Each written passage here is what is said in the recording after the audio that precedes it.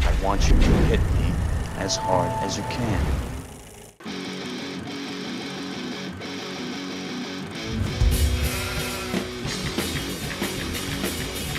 I'm Lance Vlcek for Arrow in the Head's The Black Sheep, where we discuss and defend the genre's most divisive films. I want to thank you guys for watching The Black Sheep and ask that if you enjoy our shows, please subscribe to our channel right now. Like this video and click on the bell so you can be notified each time a new video goes up. And now back to the show. I've said it before, and I will say it again. The passage of time eludes me. I mean, how is it almost Christmas? It seems like just yesterday I was outside the dawn in a hot tub, looking out at the ocean, and without a second thought. Winter. I've always wished that there were more quality horror films set during the Christmas season. The chilly atmosphere and the backdrop of snow has always seemed a bit sinister to me. I mean, trust me, there's nothing calming about a Chicago winter. In fact, I feel the same way about winter as Kinnison does about marriage.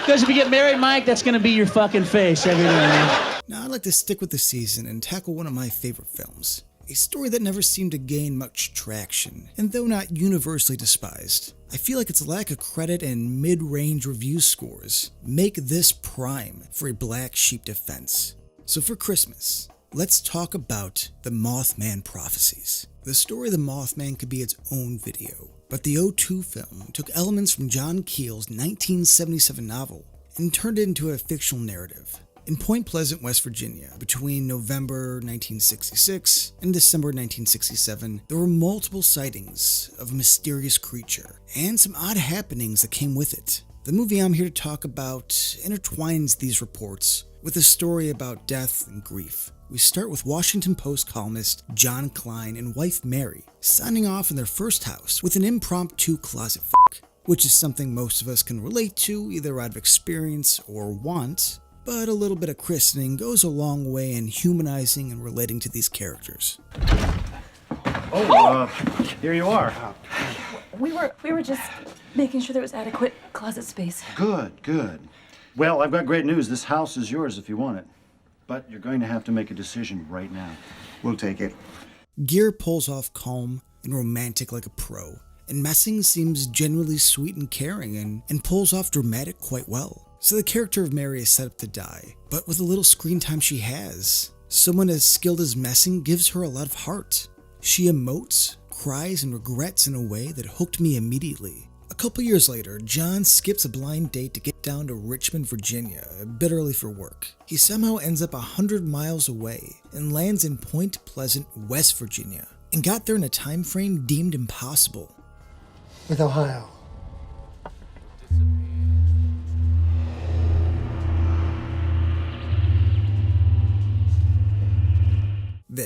This right here is what drew me in, and it's essentially why I love this film. The Mothman Prophecies could have been a straightforward monster movie, more grounded and closely followed the book. You see, what Pellington went for was far more supernatural. Point Pleasant acts as a Bermuda Triangle of sorts. Time doesn't quite work the same here, and the unexplained happenings are directly tied to the Mothman visiting, something extraterrestrial with a pinch of demonology. John's car breaks down in Point Pleasant and rightfully goes to the closest house to ask for help, and this still gives me chills. 2 nights ago, at 2:30 in the a.m., there's a bang on the door. I open it up, and here's this guy. He says he wants to use a phone, but there's something just creepy about him, right? So I tell him to get lost.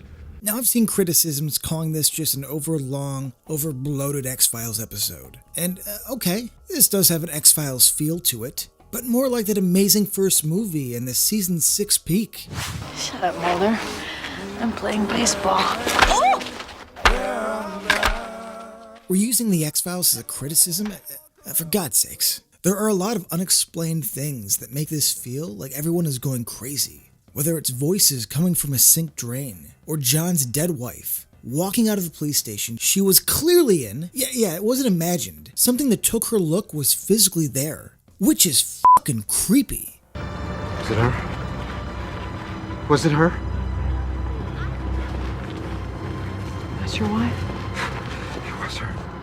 What some critics took issue with is actually what the film does best, this sort of disorientation. You never quite know what's real or not. The Mothman is on a plane of existence we can't comprehend. That direction elevates this into a more interesting film. For instance, when John is talking on the phone, his reflection doesn't quite match. Then we get a quick flash of the Mothman, or maybe Indrid Cold. The directing by Pellington is great, it's interesting, and it gives the story life. We get a bunch of creepy aerial shots, showing the town from the would-be perspective of the Mothman. Many times the characters are framed from a high and wide shot. You get the sense of how insignificant we are to something that powerful. Something is always above, always watching. John's rock, if you will. And all of this is the great Laura Linney. Laura plays Officer Connie Mills, the grounded skeptic that knows something odd is at play, but she tries to be reasonable and pragmatic. Now, as a natural skeptic myself, I'd say they handle her character very well. The Scully type is always a tightrope walk. We, the audience, already know the creature is real, so you need to keep the skepticism fair, or risk the character coming off stubborn and unlikable. Connie's a sweetheart who cares about her community and believes them when they say shit ain't right. Seeing a UFO is one thing.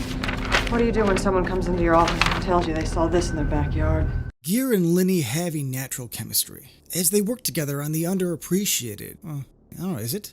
Nobody really talks about primal fear anymore, so either it's underrated or I'm just getting old. Either way, as adversaries, they were amazing and bring that same charm here only as allies. As John seemingly spirals out of control, even if I'd argue is completely justified in this situation, Connie keeps him grounded and is there for support. The real story here is John's grief and regret. He only cares, he's only motivated because he believes he may be able to reconnect with his deceased wife. It's heartbreaking to see a decent guy just want to see his girl once more. Then there's Indrid Cold, in what may be one of the most unsettling characters this century. Cold is the human form the Mothman takes, or at least that's what we're led to believe. The vagueness actually works in the film's favor here. What do you look like? It depends on who's looking. And he, or it, is damn near brilliant. And special shout out to Will Patton as the scene stealer Gordon Mills, who is the only one that directly deals with Cold, except when he's talking to John over the phone. Now, there's been many classics that have terrified us with a voice. There's Black Christmas, When a Stranger Calls, and Scream, to name a few. Yet Indrid Cold may be the creepiest one, not even close to being human, but trying to pass itself off as one. His tone chills me to the bone. What's the third line? Page 51. A broken smile beneath her whispering lips. Still more proof, John Klein? Having this character always one step ahead, almost conducting everything, it keeps things tense. And honestly, it's a cool idea for exposition without seeming forced. The Mothman itself is just sort of around, an omen of a tragedy to come. And it's these stories that John becomes obsessed with. But Indrid Cold is the face of the mystery. John Klein is the audience. Things never quite match up. Everything is filtered through the perspective of the storyteller, and like I said earlier, it's disorienting, a fever dream. A quick side note, the score by Tom and Andy does a lot to complement the craziness. Somewhat industrial, pulsating, mix this with the frantic camera work, and you got yourself a nail-biter. It's the tour. You can't do it. You can't go. Cancel it. Cancel the tour. Cancel it. Make them shut down the plant now. And since this movie is 17 years old, I will have no qualms about spoiling it. If for some reason you're watching a review on a movie you've never seen. John's journey comes to an end in the beautiful and spooky scene where he goes home to Washington after being told of a call he will get from Mary. Now, Connie calls to intercept, knowing whatever is on the other line won't actually be his wife. She wants him back for Christmas Eve, hence my loose Christmas tie-in. And it's this letting go that completes his journey.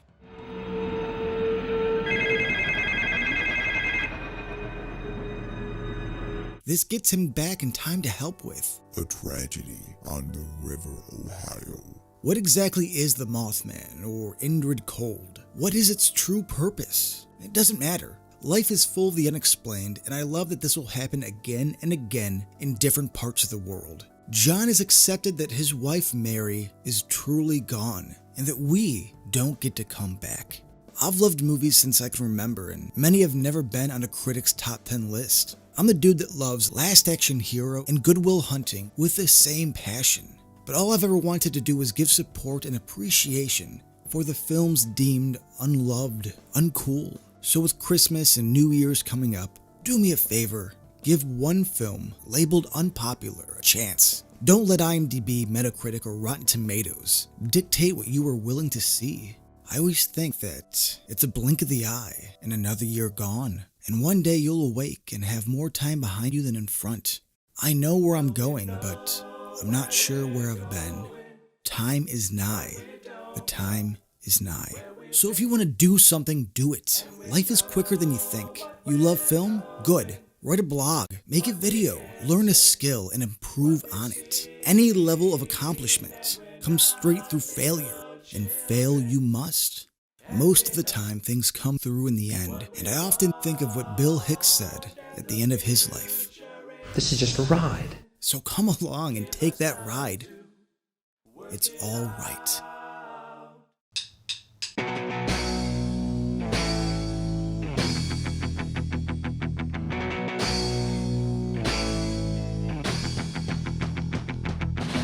Seems like the world is moving on. Didn't stop to look around. Didn't give a shit if you're crashing down. You can close your eyes but not your skin. Don't believe what you refuse to see. Won't find a way in. Well, I can't ignore a certain